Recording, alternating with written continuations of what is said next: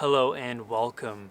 Today's project is all about depersonalization and 5 things you need to know so that you can overcome depersonalization naturally. The first thing you need to know is that it's a symptom of anxiety. Now, this is huge to someone who is in this unknown domain, who's in chaos. And when you realize it's a symptom of anxiety, this is a good label because the person no longer feels like they're the only ones with this unique thing going on, right? And that's really, really important, right? So, like when I used to suffer from anxiety in my past, I used to think, well, whatever I'm going through is I'm the only one on this planet going through this thing. So the anxiety responds when when you are in uncertainty, when you're in the unknown, right? And then it responds when there's threat of pain. So what happens when someone is suffering from health anxiety every day? Well, everything's a threat, right? This symptom is a threat. This feeling is a threat. Could be cancer, could be a disease. You go on Google. Google tells you that it's this thing and it gives you a million things on Google. And then you respond to each one of those things as if it's a threat to your life.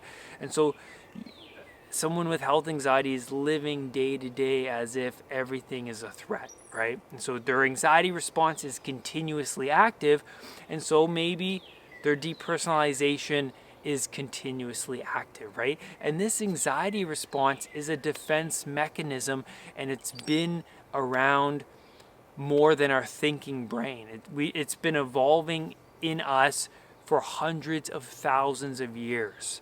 Right? This is a really old system. The second thing you need to know about depersonalization is that you feel automated. You feel like you're a robot. You can't control your movements. When you're walking, the world is shifting under your feet and you feel like you're going to lose your balance. Also, I remember when I used to suffer from depersonalization, I remember walking across the street. It wasn't at a crosswalk. It was I was jaywalking down the road, and I remember I was in this depersonalization state. I was looking at the ground, hunched over, trying to get a grip over my reality, and a car just flew right past me, right behind me. And I was like, I didn't even see that car. I can't even believe I wasn't even paying attention. I was in this own bubble. I was in this own space. I was feeling like I didn't know what I was doing. I wasn't acting in a way that I wanted to act.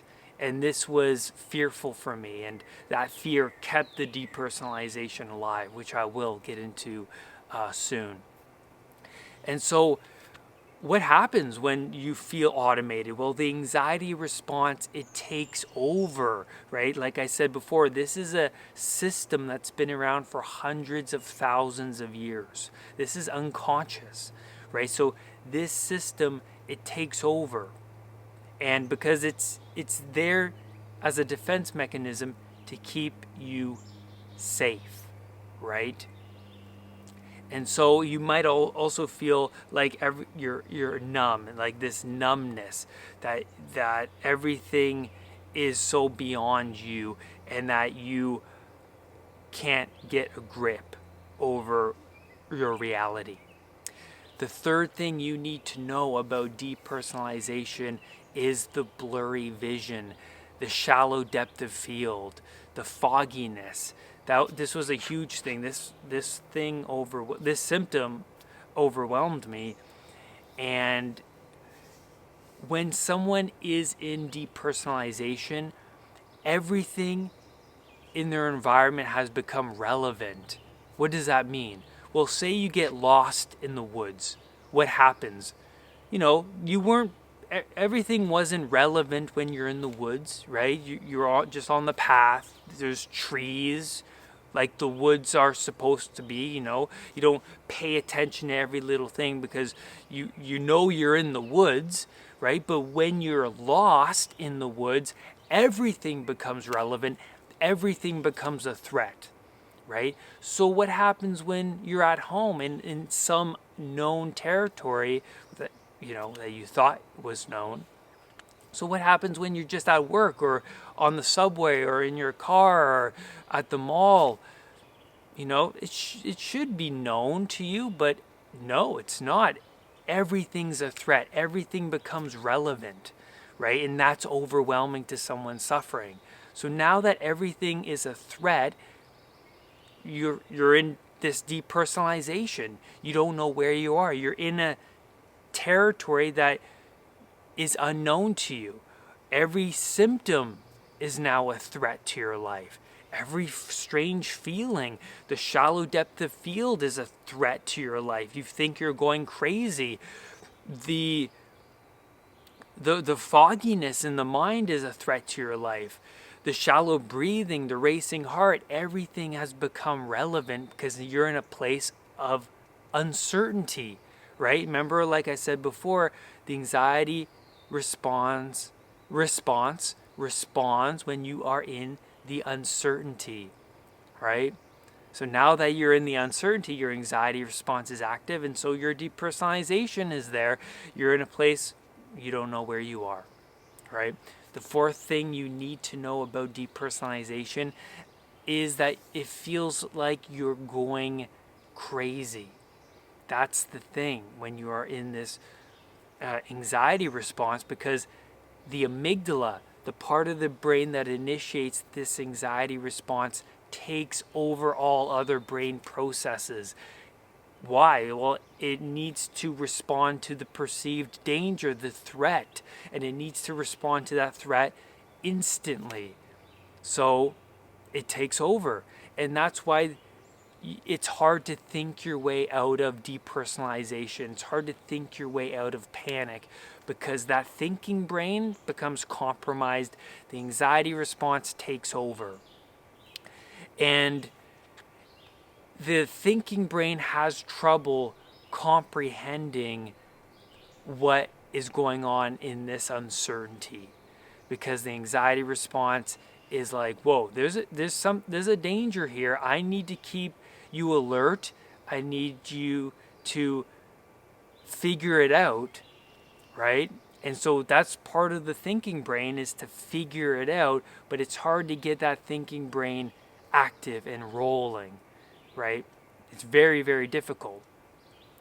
So the anxiety response is a lot older than that thinking brain, the cortex, the cortical brain.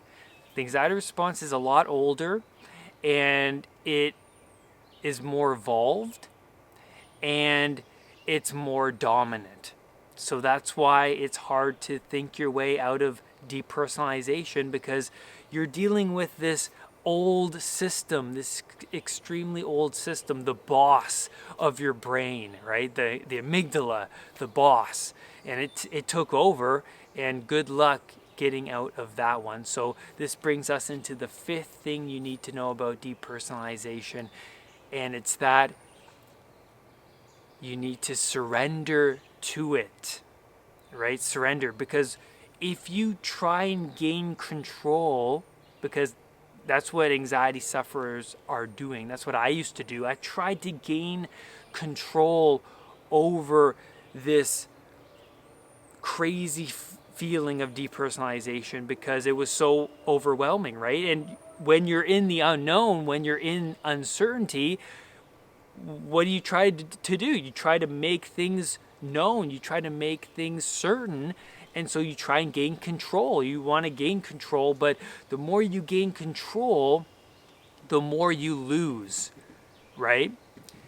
And you can't gain control because when you are sliding in uncertainty and you try and gain control, you're fighting more.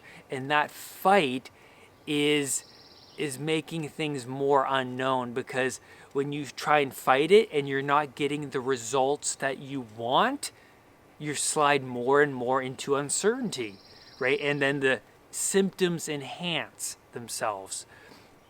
And so it's like trying to tame a wild bear, right? You're just not going to win that fight. It's not going to work. So surrender, recognizing that this is anxiety. Are you feeling stressed? Yes.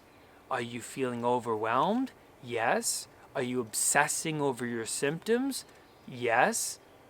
So your anxiety response is active, right? Yes.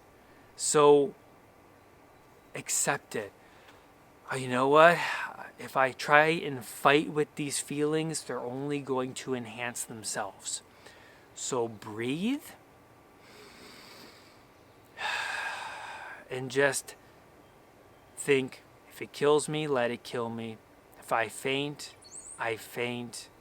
If I'm going crazy, I'm going crazy. But just know that it's the anxiety response that is active. And that's where I'm going to leave you on today's video. Thank you for being here with me today. I hope this video has helped you. Leave a comment below. Is there something I missed? What works for you when you go through depersonalization and experience this horrible anxiety symptom? And lastly, do not let anxiety define who you are. I will see you on the next video or podcast. Bye for now. Make sure you hit that subscribe button and that bell so that whenever a new video of mine appears, you will be one of the first to know. Namaste.